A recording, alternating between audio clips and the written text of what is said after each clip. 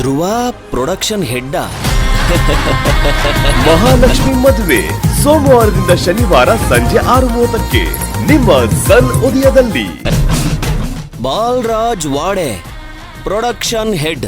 ನನ್ನ ಹೆಸರಲ್ಲೇ ಎಷ್ಟು ಕದರಿದೆ.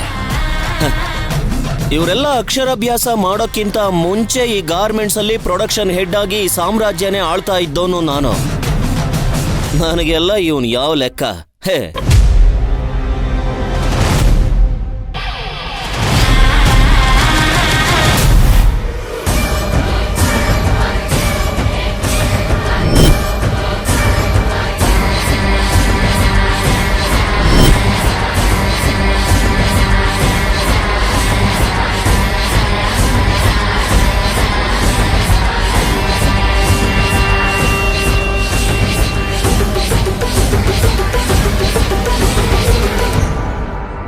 ಅದೇನೋ ಹೆಸರು ಉಳಿಸ್ಕೊಳ್ಳೋದು ಅಂತಾರಲ್ಲ, ಅದಿದೇನಾ? ಉಳಿಸ್ಕೊಂಡು ಏನು ಮಾಡೋಕ್ಕಾಗಲ್ಲ.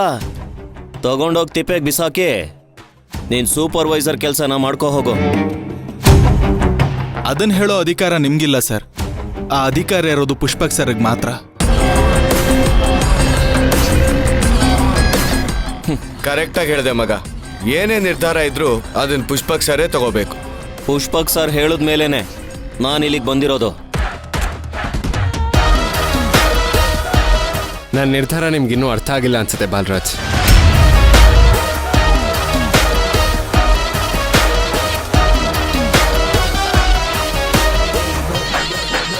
Sir good morning sir.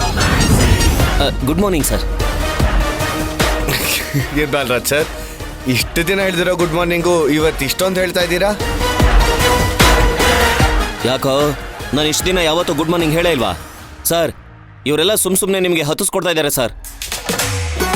ಅಲ್ಲ ಸರ್, ಪುಷ್ಪಕ್ ಸರ್ ನಿಮ್ಮನ್ನ ಇಲ್ಲಿಂದ ಓಡಿಸಿದ್ರು. ಮತ್ತ ನೀವು ಬಂದ್ಬಿಟ್ಟು ಪುಷ್ಪಕ್ ಸರ್ಗೆ ಇಷ್ಟೊಂದ್ಸಲಿ ಗುಡ್ ಮಾರ್ನಿಂಗ್ ಅಂತ ಹೇಳಕತ್ತಿರಲ್ಲ, ಏನ ನಡೆದಿರ್ಬೇಕಲ್ರಿ?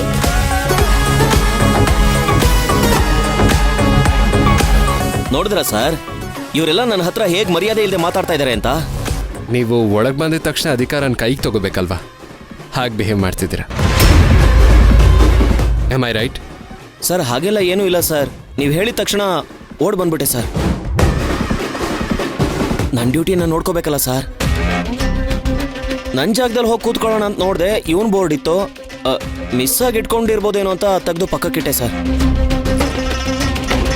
ಸರ್ ನೀವು ತೆಗ್ದು ಪಕ್ಕಕ್ಕಿಡ್ತಿರ್ಲಿಲ್ಲ ಸರ್, ತೆಗ್ದು ಬಿಸಾಕ್ತಾ ಇದ್ರಿ. ಅದು ನಿಮ್ಮ ಟೇಬಲ್ ಅಂತ ಯಾರಿಗೆ ಹೇಳಿದ್ ನಿಮಗೆ?